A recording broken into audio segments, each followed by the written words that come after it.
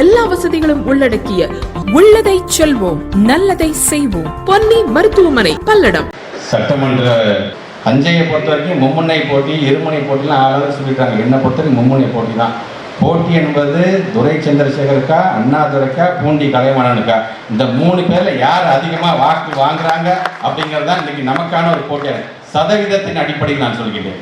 ஒரு தொகுதி அவருக்கு, 2 தொகுதி அண்ணாதுரை அண்ணனுக்கு, 3 தொகுதி நம்முடைய அண்ணன் துரை சந்திரசேகர். சதவீத அடிப்படையில் 6 தொகுதி என்று வரும்போது இதில் யார் எந்த மாவட்ட செயலாளர் அதிகப்படியான வாக்குகள் பெறுகிறார்களோ, ஒரு தொகுதிக்கு 1 பவுன் 6 பவுனுக்கு செயின் நானே போடுறேன். நான் பொறுப்பு அமைச்சர் முறையில் அதை நிறைவேற்ற அந்த கடமை உங்கள் ஒவ்வொருவருக்கும் இருக்கின்றது. எங்களை வழிநடத்தக்கூடிய தலைவர்கள் அண்ணன் SSP போன்றவர்கள் இங்கே அமர்ந்திருக்கிறார்கள். ஆக இன்றைக்கு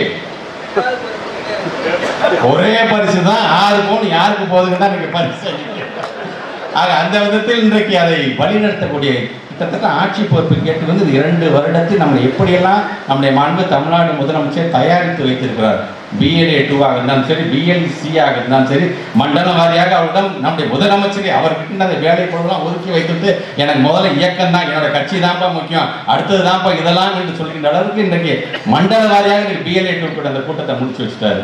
இன்றைக்கு தேர்தல் களம் தயாராக இருக்கின்றது. அதற்கான வேட்பாளர்கள், உரிய வேட்பாளர்கள் இன்றைக்கு அவர் அறிவித்திருக்கிறார். அந்த வேட்பாளரை கொண்டு போய் வெற்றி பெற இருக்கிறார். 2019 எதிர்கட்சியாக இருந்தபோதே 4 லட்சம் ஓட்டு வித்தியாசம்.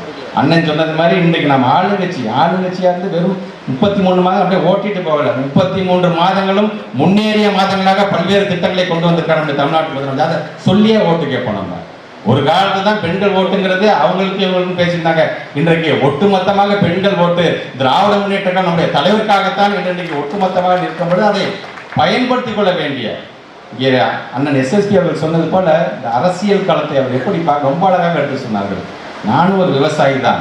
ஆனால் அந்த விவசாயியாக இருந்தாலும் பண்படுத்த நிலமாக நான் யார் இடத்தில் நான் இடம் பிடிக்க வேண்டும் என்று சொன்னால் முத்தமிழர் கலைஞர், நம்முடைய தலைவர், நாளை இந்த இயக்கத்தை வழிநடத்த போகக்கூடிய உயர்ந்தது உதயநிதி ஸ்டாலின் ஒரு அரசியல் விவசாயி மிக அழகாக நீங்கள் எடுத்து சொல்லியிருக்கிறார். ஆக அந்த விதத்தில் இன்றைக்கு இந்த தேர்தல் அறிக்கை வேண்டும் போது எப்படி, ஏன்னா காரில் போகும்போது நானும் சந்திரசேகரன் தான் போனோம் தலைவர் விடுறதுக்கு.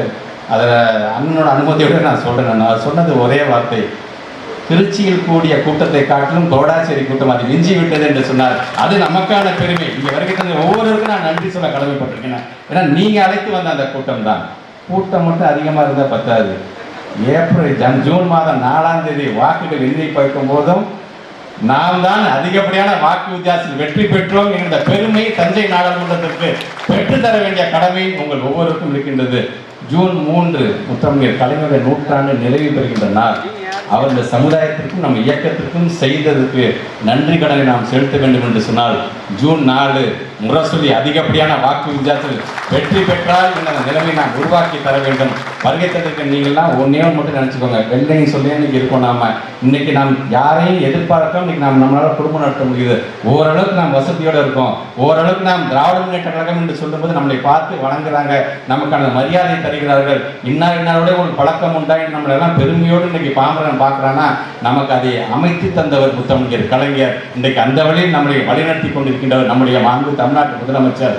அவர்களுக்கான அந்த பெருமையை மீண்டும் திருப்பி செலுத்துகின்ற அந்த நிலைமையை நாம் உருவாக்கி தர வேண்டும். SSP சொன்ன மாதிரி இன்றைக்கு இருக்கின்ற பொறுப்பாளர்கள் நாளைக்கு எக்ஸ்ட்ரா கூட மாறலாம். எது எப்படியாக இருந்தாலும் சரி, நான் திராவிட முன்னேற்ற கழகத்தினுடைய கருப்பு சிவப்பு வேட்டி கட்டிய அந்த தோழனில் என்கின்ற அந்த பெருமை தான் என்றைக்குமே நிலைத்திருக்கும் என்ற நீங்கள் ஒவ்வொருவரும் உணர்கின்ற விதத்தில் நம்முடைய தோழமை கட்சியோடு சேர்த்து ஒரு மிகப்பெரிய வெற்றியை, ஏன் தமிழ்நாட்டில் ஒரு சிலர் வேட்பாளருடைய ரிசல்ட்டை தான் ஒட்டுமொத்த தமிழ்நாடுமே எதிர்பார்க்கும். அந்த அளவுக்கு நம்முடைய முரசொலியை வேட்பாளர் அறிவிக்கும் போதே நிறுத்தி சொன்னார், முரசொலியே நிற்கிது. உங்களுக்கான பிரச்சாரத்தை அறிவாலயத்திலே தலைவர் ஆரம்பிச்சுட்டாரு. அடுத்தபடியாக கோடாசியில் பேசும்பொழுதும் முரசொலியை படித்து வளர்ந்தவன் தான் நான், இன்றைக்கு முரசொலிக்கு நான் ஓட்டு கேட்க வந்திருக்கேன்னு சொன்னார். இது 2வது பிரச்சாரம். 3வது பிரச்சாரமாக இன்றைக்கு நான் SSP பேசின அந்த பேச்சு ஒன்றே போதும், உங்களுடைய வெற்றி என்பது உறுதியான ஒன்று என்று சொல்லி அனைவரும் சேர்ந்து உழைப்போம், உழைப்பது நாம இருப்போம், உதிப்பது உதயசூரியனாக இருக்கட்டும் என்று சொல்லி உரையை நிறைவு செய்கிறேன். நன்றி, வணக்கம்.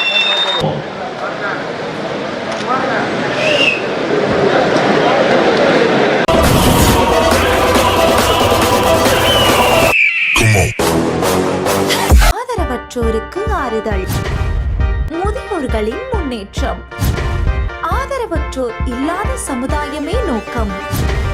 பல்வேறு சுப நிகழ்ச்சிகளுக்கு ஆதரவற்றோருக்கு அன்னம் வழங்க வேண்டும் என்றால் கொஞ்சம் இங்கேயும் கருணை காட்டுங்கள்.